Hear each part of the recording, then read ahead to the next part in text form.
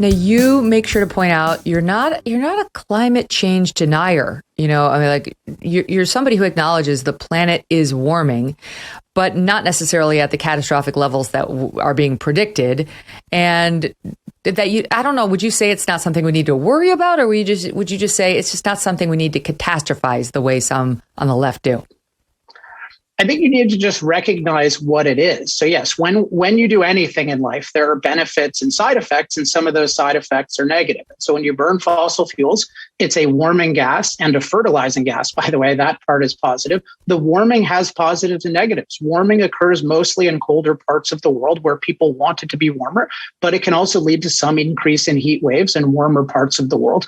But the thing that comes along with that are just these enormous benefits, the ability to have modern agriculture, which depends on modern diesel machines and fertilizer, the ability to have modern medical care, the ability to have all of this time to fight, a new virus like COVID-19. So my basic argument is we need to think about fossil fuels in the way we think of prescription drugs. You look at the benefits and the side effects, except the one thing about fossil fuels is they can actually cure their own side effects. So they can make drought worse, hypothetically, but then they can have irrigation and drought relief convoys that make it far better, which is why drought-related deaths are down 99% over the next 100 years. So I'm okay, and I'm totally okay and on board with people looking for superior low-carbon alternatives. And I'm probably the world's biggest advocate of nuclear, but we should not be sacrificing energy because energy is far more important than climate change. Mm-hmm. And I know you make the point in the book that what we don't realize is that there are 3 billion people out there who are not using really electricity and energy at all in the way that we do here in the Western world, and that what they're using is actually quite terrible for them and for the environment. And so expanding the use of fossil fuels to these people would actually help the world, not hurt it. I mean, one statistic that I find really powerful, which I got from the energy expert Robert Bryce, just looking at the data, is that there are 3 billion people who are using less electricity individually than one of our refrigerators. So you just think about, You have to divide all your electricity into one refrigerator. And as you indicated with environmental quality, 1/3 of the world is burning wood and animal dung for their heating and cooking. So think about what that means for their environment. So imagine them using natural gas, even modern clean coal. It's a total transformation in their environmental quality. Also gives them clean water, and then it just allows them to become productive and prosperous. Without energy powering machines, you cannot be productive and prosperous, and therefore the world is not a good place to live.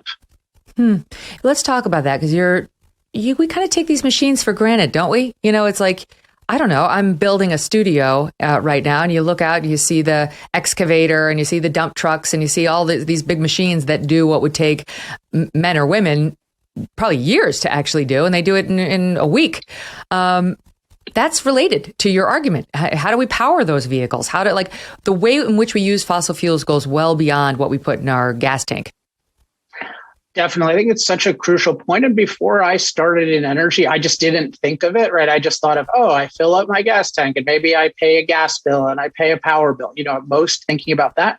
But the way to think of it is today's world is just completely unnaturally abundant, and everything you see around you, it can exist in this abundance, including the food, by the way, because of machines, because we can use machines to dramatically amplify our abilities and expand. So by amplify, I mean, that's an example of that is a modern combine harvester that can reap and thresh 1,000 times more wheat than the best manual labor. So it turns us into supermen, superwomen. But what it also does is it allows us to do things that no number of human beings can do. For example, we can't get 1,000 of us together and fly, right? We can't move cargo via flight. We need machines to do that. A lot of what computers do, we can't do at all. What an incubator does, that's a really life and death thing I point out in Fossil Future. Like, human beings can't provide that. And so our whole way of life, the whole world we live in as we experience it, depends on these amazing machines. And they are these unsung heroes, as are the people who are producing the fossil fuels that we're choosing to use because they are the lowest cost, most reliable way of powering our machines most of the time. You point out in the book that according to the WHO, 2 billion people lack basic sanitation in this world, toilets and so on, that an estimated 10% of the world's population consumes food irrigated by wastewater, that diarrhea kills roughly 432,000 people annually. I mean, those are just stunning numbers. But if you live in the fossil fueled world, you have a very different experience. Incredibly clean, incredibly sanitary. Yet another thing we take for granted.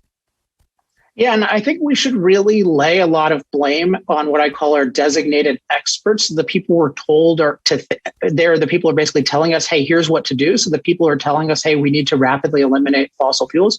And what I point out starting in chapter 1 of the book, which is called Ignoring Benefits, is these people are ignoring the huge benefits of fossil fuels now and in the future. And this is really deadly. So an example I've been thinking of lately, because we're hearing talk of starvation, is the fact that we haven't been taught about the benefits of fossil fuels for agriculture, both fertilizer coming from natural gas and all the amazing machines being powered primarily by oil-based fuels. And an example I give is one of our leading experts, a climate scientist named Michael Mann, has a whole book about fossil fuels and climate. And he talks a lot about agriculture, but he only talks about negative side effects, about how warming might harm agriculture in some area. But he doesn't talk about the fact that 8 billion people depend on fossil fuels for their food. And so it's no wonder we've restricted fossil fuels.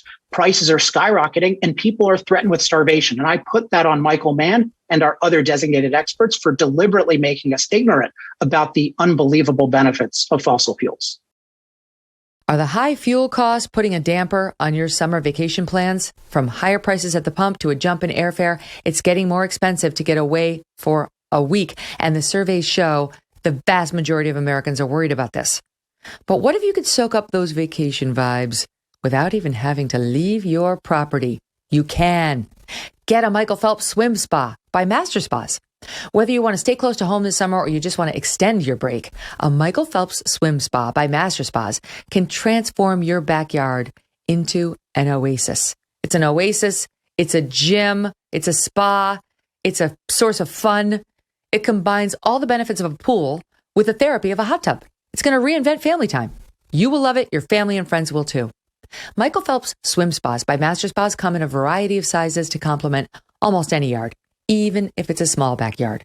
And since it's heated, you can use it year-round in any climate. Michael Phelps swim spas are 100% made in the USA by Master Spas, the world's largest swim spa manufacturer. Go to masterspas.com, put in the promo code MK to save $1,000 on a Michael Phelps swim spa or $500 on a Master Spas hot tub. That's masterspas.com, promo code MK. Hey, thanks so much for watching. If you like what you just saw, hit the subscribe button for more clips and full episodes.